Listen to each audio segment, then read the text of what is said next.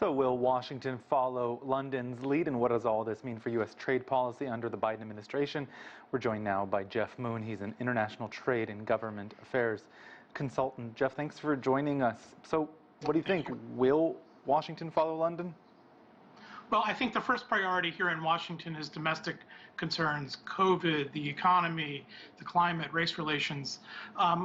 Then Biden has said that he wants to turn to trade relations. I think there will be a discussion about possibly joining the CPTPP, but it's complicated because the agreement is not the same as it was when Trump decided to leave the arrangement.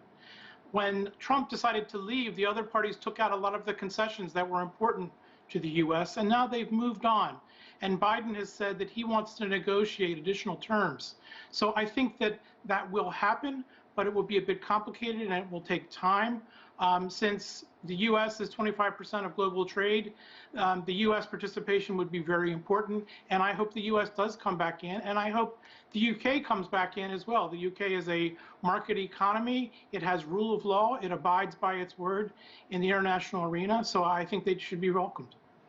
Donald Trump's foreign policy, his trade policy, was arguably very confrontational with China. Do you think some of the lasting effects on that will affect the Biden administration, or will they be able to undo most of what he did?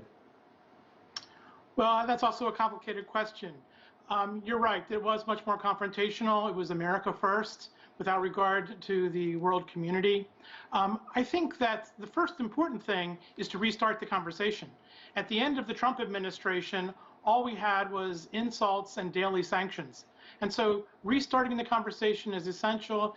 Both sides want to do that. And there are things that both sides are saying that they want to cooperate on. Climate change, transnational threats, things like that. And there may be trade-related matters. In regard to what Trump did, he took a lot of aggressive steps at the end of his administration, and he will accuse Biden of being weak on China if Biden backs away from any of those things. So some of the things that Trump did will probably stick.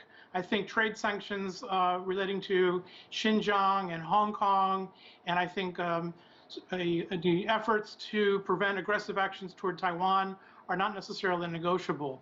There are other things, however, that we have to talk about. The Phase 1 deal is there. We need to talk about that and get full fulfillment of those promises. There are tariffs that are outstanding that we need to talk about as well. And even if Biden doesn't reduce the tariffs, he could grant more waivers and so in effect loosen those tariffs a little bit. Another sensitive area is the sale of semiconductors.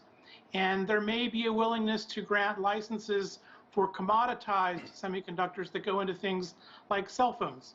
Trump banned those at the end of his administration as well. So there are some red lines, but there are some things that we can cooperate on and other things that we need to negotiate.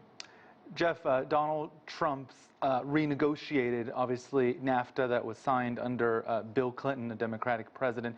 Trump's trade representative, Robert Lighthizer, boasted that the era of offshoring was over, suggesting that jobs will come back to the U.S. Did they?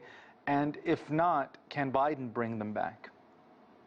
Well, first of all, there was a lot of rhetoric about USMCA. It was NAFTA with a few changes. It was not a fundamental rethink or a fundamentally new approach. And there are jobs that are coming back to the U.S., not because President Trump tried to order companies to come back, but for economic reasons. It's getting more expensive, for example, to produce in China.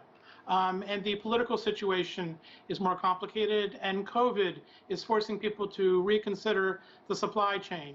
So I think that there will be some reshoring. President Biden is trying to reinforce the Buy America policy, which was established by statute in the U.S. in 1933. He's trying to close some of those loopholes and hopes that will promote some reshoring as well. So we'll just have to see what how it actually unrolls, because COVID is still with us, and it's unclear exactly how his Buy America policies will work. All right, Jeff Moon, thank you for your insight, and thank you for joining us. Thank you.